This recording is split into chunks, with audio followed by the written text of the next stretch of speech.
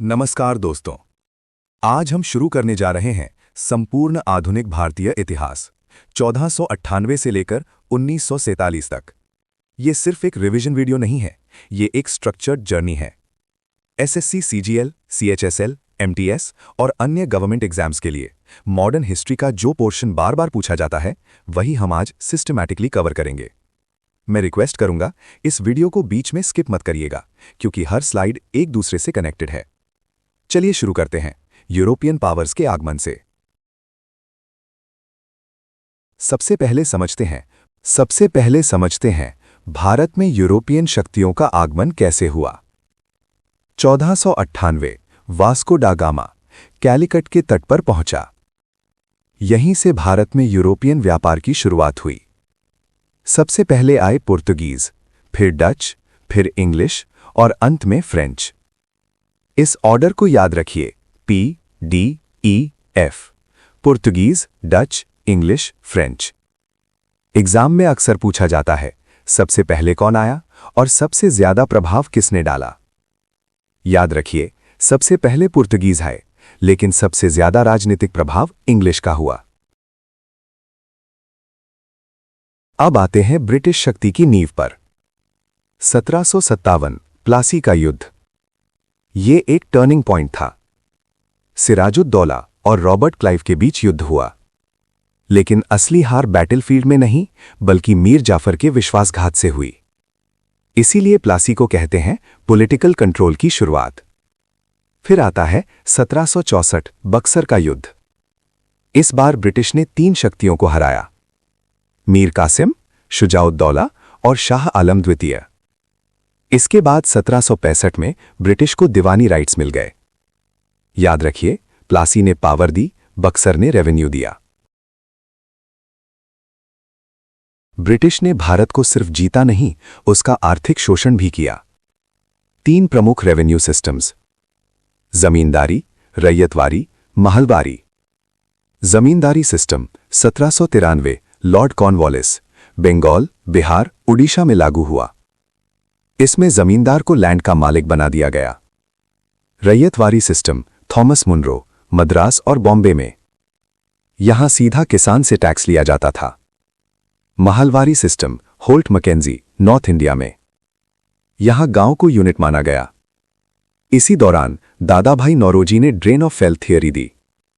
उन्होंने कहा, भारत का धन इंग्लैंड जा रहा है। 19वीं सदी में सामाजिक और धार्मिक सुधार आंदोलन शुरू हुए। राजा राम मोहन रॉय 1828 ब्रह्मो समाज। उन्होंने सती प्रथा के खिलाफ संघर्ष किया। दयानंद सरस्वती 1875 आर्य समाज। उनका नारा था, वेदों की ओर लौटो। Swami Vivekananda Ramakrishna Mission 1893 Chicago speech.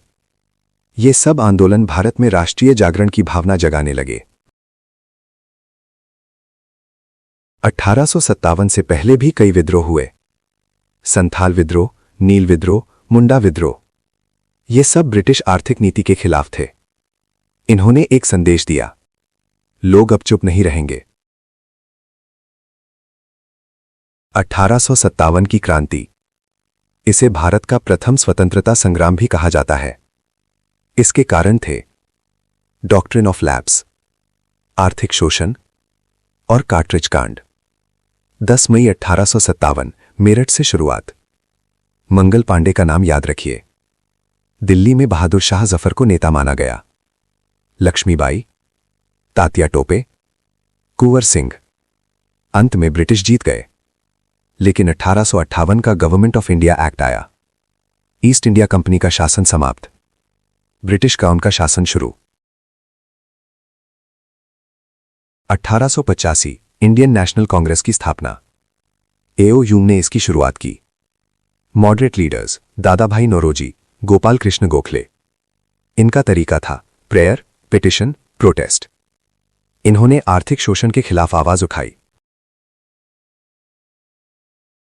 1905 Bengal विभाजन। इसके खिलाफ स्वदेशी आंदोलन शुरू हुआ। लाल, बाल, पाल। इन्होंने कहा, स्वराज मेरा जन्मसिद्ध अधिकार है। 1907 सूरत स्प्लिट। 1916 लखनऊ पैक्ट। ये सब राष्ट्रीय आंदोलन को तेज कर रहे थे। गदर party, HSRA, Bhagat Singh, Chandrashekhar Azad, INA, Subhash Chandra Bose. इनका स्लोगन था, तुम मुझे खून दो, मैं तुम्हें आजादी दूंगा। ये क्रांति का दूसरा रूप था। 1915 गांधी जी भारत आए। चंपारण, अहमदाबाद, खेड़ा। 1919 जलियांवाला बाग। इसने देश को हिला दिया। 1920 असहयोग आंदोलन। 1922 चौरी चौरा के बाद वापस। 1930 Dandi march. 1931 Gandhi Irwin pact. 1942 quit India movement, do or die. ये अंतिम बड़ा जन आंदोलन था। 1942 के बाद ब्रिटिश समझ गए, अब भारत को रोकना मुश्किल है। Cripps mission, cabinet mission, Mountbatten plan. 15 अगस्त 1947 भारत आजाद हुआ, लेकिन विभाजन के साथ। 1773 रेगुलेटिंग एक्ट।